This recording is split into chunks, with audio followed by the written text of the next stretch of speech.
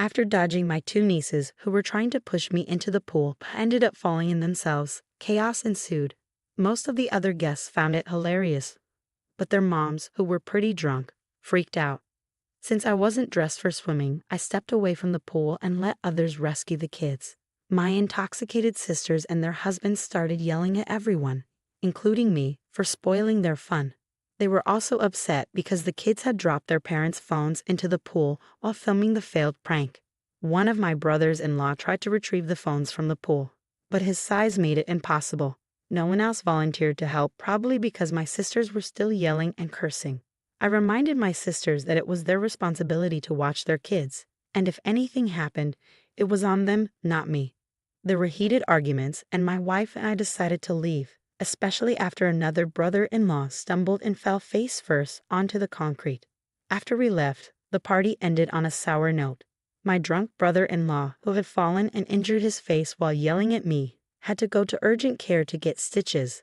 Since he was too intoxicated to drive, my dad had to take him, and he was not happy about it. Later that evening, my sister started a group text and said some really nasty things about my wife and me, calling me the Ardu, real winner, and their husbands added some hurtful comments too. My wife and I decided to block the four of them. My mom called me, upset about what was said, and my parents insisted that my sisters and brothers-in-law come over the next day, without their kids, to sort things out and establish some ground rules. The result was a half-hearted apology from the nieces. Thinking things were settled, I unblocked them that evening. However, I received a text from one of the brother-in-laws demanding payment for the $750 phones. I replied saying I wouldn't be paying and forwarded his message to my parents, stating that we were done with the nonsense and going no contact with my sisters and their spouses, refusing any future invitations if they would be present. I then blocked them again. This triggered a major confrontation. Dad called them and gave them a piece of his mind. Among other things, he told them that the grandkids were not welcome at their place indefinitely, since my mom often provided free babysitting, which shook them up. He also banned them from using the vacation house, a big deal since they frequently stayed there. My dad dropped a bombshell on my sisters and brothers-in-law. My wife and I actually owned the vacation house, not my parents. This news shocked them because both their families frequently used the place, even inviting friends for weekend getaways. It was unlike my parents to assert ownership like this, indicating they had reached their limit. For context, I never wanted my sisters to know about our ownership of the house. We bought it for my parents, who had always dreamed of having a mountain retreat. Keeping our ownership quiet was a way to avoid drama with my siblings. A couple of days later, my sisters and their husbands showed up unannounced at our place to apologize in person. However, we were out to dinner, so they left a note. One sister also called me at work, but I sent her to voicemail, as I was prepared to cut off contact with them. However, things took a turn for the worse. I recently discovered that my oldest sister and her husband, who have 3 kids, have been living beyond their means and are in financial trouble. To grasp the significance of this, you need to understand that my sisters believe our parents are wealthy and expect to inherit everything when they pass away. As a result, they haven't been concerned about money. It turns out my parents aren't wealthy at all, which puts my oldest sister in serious financial trouble. Her family has maxed out credit cards and is behind on car leases, with one vehicle on the verge of repossession. Despite bragging about a high income, she actually earns much less than claimed. She confessed all this to Mom on Tuesday because they need a loan. To make matters worse, for the past 3 years, instead of using the vacation house regularly as intended, my oldest sister has been secretly renting it out for extra cash. She's been making significant amounts, charging over $2,000 for weekends and at least $4,000 for a week. With her cut off from using the house, she's already had to cancel bookings, fearing they'll lose everything. My parents can't afford to lend them money, and my other sister, who was aware of the rental scheme, likely did the same thing. I once encountered strangers claiming to stay at the house with my sister's family, assuming they were friends. Now I realize she might have been renting it out too. My parents are stressed, especially Mom, who feels deeply betrayed. Dad is mostly angry about the situation. He's hurt and embarrassed that he can't help his daughter. He's made it clear that the sisters won't be using the vacation home anytime soon, as far as he's concerned. My parents filled me in on what was happening because they anticipated my sisters would approach me next. And they were right. On Thursday, my sisters showed up at our place again, this time without their husbands, and waited outside until I got home. I faced a tough choice. Either argue with them in public, risk a scene if I entered without them, or let them in. Reluctantly, I decided to let them in. I listened to their bogus story, with the older sister and the younger one backing her up, about why they urgently needed to use the mountain house again. They also claimed I was a lousy brother and should plan on paying for their kids' college tuition, because that's supposedly what family does. I let them finish their pitch, then called them out based on what my parents had told me. Things quickly spiraled downhill from there, with denial, tears, curses, and shouting. My ears were ringing for days afterward. After about an hour, they finally left. I took a shower and laid down, only to find out from my wife that she had to block more phone numbers because my sisters were bombarding us with calls from new ones. The very next day, my parents informed me they were washing their hands of managing the vacation home. Essentially, they passed the responsibility onto me and said it was my problem from now on. Fed up with everything, I drove up to the vacation house and padlocked the entrance gate shut with a heavy-duty chain and lock. I'm the only one with a key, and I thought this would be enough to keep my siblings away, as they'd struggle to hike the 400 yards uphill to the house. I also took several additional security measures to safeguard the property. I reset all the door keypads, installed security cameras overlooking the valley, and added a heavy-duty lockout for the water shutoff and drain valve. I only confided in my wife about locking off the water supply, and we're the only ones with the keys. It's a good thing I took those security measures because a few days later, both of my sisters' husbands called me separately at my office, trying to convince me to let them use the vacation house as they always had. The older one had gone up with friends for a hangout, but couldn't get in due to the gate lock. He was pretty upset and embarrassed about being locked out. During his call, he alternated between being pushy and playing the victim. At one point, he even threatened to tear the gate out of the ground. He also admitted they had been renting out the house to friends and claimed they needed the money. He accused me of ruining their business and demanded I refund their guests' money. The other brother-in-law seemed more like he was being forced to call by my sister. He didn't put up much of a fight when I told him they couldn't use the house anymore. I made it clear to both of them that they were not welcome to use the property again and not to ask again. To ensure they wouldn't try anything sneaky with the house, I hired someone to manage and oversee it. He has access to the camera feeds and conducts regular checks on the property. Additionally, he installed a camera near the entrance of the private road leading to the house, which takes still shots whenever a vehicle passes by. He sends these photos to everyone once or twice a week. As for my sisters and brothers-in-law, it seems like things were tense and strained at this time. My parents informed me that my oldest sister and her husband are making significant changes due to their financial situation. They're getting out of their SUV and big truck leases and selling off their jet skis and other unnecessary possessions. This adjustment will be tough for my sister, who often brags and values material possessions. Similarly, my brother-in-law's identity is closely tied to his truck, to the point where he even has a tattoo of the truck company's logo. This difference in priorities has always kept us from being close. Then things took a drastic turn when my two brothers-in-law made a decision that had severe consequences for them and my sisters. They broke into my vacation home and were subsequently arrested. They faced charges of breaking and entering, destruction of property, and communicating threats, all serious offenses. I refused to drop the charges against them, and they remained in jail as of the following day. I learned the full story afterward. On the Friday after Thanksgiving, my brothers-in-law went to my vacation home. Using an angle grinder, they cut through the chain on the driveway gate, damaging it in the process. They attempted to enter through the front door, damaging the lock and door in the process. Eventually, they gained access through the utility floor door and a locked internal door. They also broke into the barn for reasons unknown.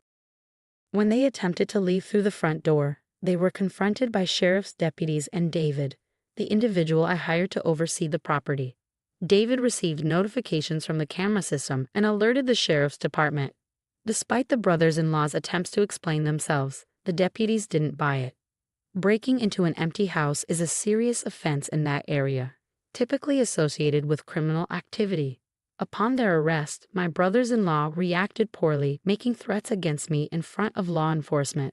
David and the sheriff's office attempted to contact my wife and me to determine our course of action. but we were spending time with her parents and had left our phones in the car to disconnect. Consequently, the authorities proceeded with booking the brothers-in-law on all charges, which aligned with my wishes. After their arrest, my brothers-in-law called their wives from jail, causing them to panic. They reached out to my parents and attempted to contact me, but their calls were blocked. They tried to find a lawyer to arrange bail, but it was challenging due to the rural area and the holiday weekend. My oldest sister had no cash, and her cards were maxed out, so if they made bail, my other sister would have had to foot the bill for both husbands. By the end of Friday, I contacted the sheriff's department to confirm that I wanted to press charges. On Saturday afternoon, I spoke with my parents, who were visibly shaken by the situation, especially my mom. My sisters had pressured them to convince me to drop the charges, but I firmly refused, stating that I wouldn't consider it until I spoke with an attorney and was compensated for the damages. Feeling awful about upsetting my mom, my dad suggested starting over completely but also insisted that my sisters and brothers-in-law should pay for the damage. I reached out to 2 attorney friends to recommend a lawyer to pursue legal action against my family members. The following week, I received a courier-delivered envelope at my office containing a signed letter from both brothers-in-law and a cashier's check for $5,000. In the letter, they sincerely apologized, admitted their wrongdoing, and offered to cover the damages, promising more if necessary. They also agreed to stay away from the vacation home unless specifically invited and requested that I work towards getting the charges dropped, as their jobs were at risk. They were open to a restraining order or any other measures necessary for resolution. This sudden change in behavior was shocking and unexpected. I had already scheduled a meeting with an attorney to pursue legal action, but I informed him of the letter and check, and he agreed to discuss it further at the end of the day. Instead of waiting until next week, my attorney advised me not to deposit the check from my brothers-in-law and met with me for about 2 hours. He recommended that my wife and I pursue a settlement and mutual release agreement with all 4 of them. He explained that although we would likely win a lawsuit against them, it could take years, involve significant upfront legal fees, and there was no guarantee we would recover any money. He also assured us that we could keep the $5,000 they offered, regardless of whether we pursued legal action. The agreement will include terms similar to a civil restraining order. I had already requested my property manager to estimate the cost of repairs, and I received the estimate promptly. It's expected to cost around $4,000, with most of the expense going towards repairing the front door. On Friday, my attorney contacted each of the brothers-in-law, advised them to seek legal representation, and they agreed. The middle brother-in-law explained they could only afford to pay for damages or a lawyer, not both. They believed hiring a lawyer wouldn't make a difference, given they had no defense for their actions. Their main concern was getting the charges dropped. My attorney also reached out to the district attorney's office to discuss dismissing the charges, but hasn't spoken to them yet. He believes they will likely dismiss the charges because the brothers-in-law are willing to pay for damages and have no prior criminal record. However, he advised me to be prepared to personally request dismissal if necessary. He also recommended maintaining no contact with my sisters and brothers-in-law, especially for the next 6 months, and emphasized the importance of adhering to the terms of the agreement in future interactions with them. It seems my brothers-in-law's change of heart stems from realizing the potential consequences, including legal fees, fines, and even the possibility of jail time, as well as the risk to one brother-in-law's security clearance. This settlement is their last-ditch effort to salvage their normal lives. On a personal note, receiving a written apology from them was unexpectedly significant for me. It marked a moment of closure I hadn't anticipated. It seems that the written apology from my brothers-in-law holds significant meaning for me, more so than the monetary compensation.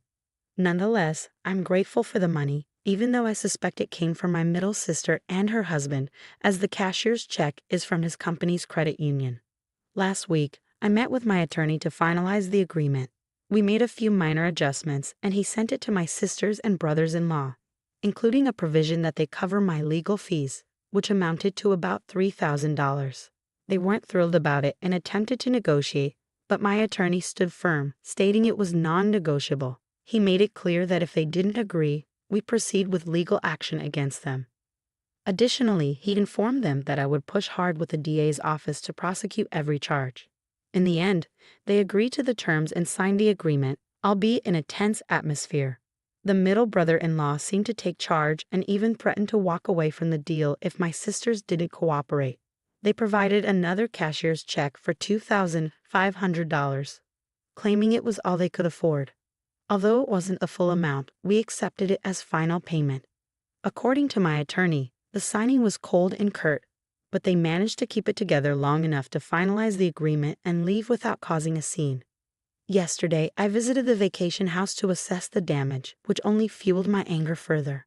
The vandalism felt utterly senseless, and in the heat of the moment, I was ready to cover the repair costs and seek vengeance. However, after lunch, I visited the DA's office. Despite the initial wait, I met with the assistant DA, who informed me that since I didn't want to prosecute and the brothers-in-law had paid for damages, they were willing to drop all charges except for trespassing, which would be considered a Class 2 misdemeanor. The brothers-in-law would plead guilty and face whatever fine the judge deems appropriate. It's clear that any resistance from my brothers-in-law during their arrest would have significantly impacted the outcome. I've been advised that any further trouble from them, even a minor offense, could result in serious consequences. I made sure to express my gratitude to the sheriff's office for their prompt response, although I couldn't personally thank the deputies. I also attempted to reach David, the property manager, to express my appreciation, but was unsuccessful. Regarding the agreement, it includes a no-contact clause, stipulating that neither party can approach the other without prior agreement or legal representation present.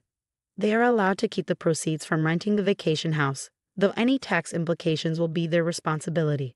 Additionally, we release each other from any further liabilities up to the present moment.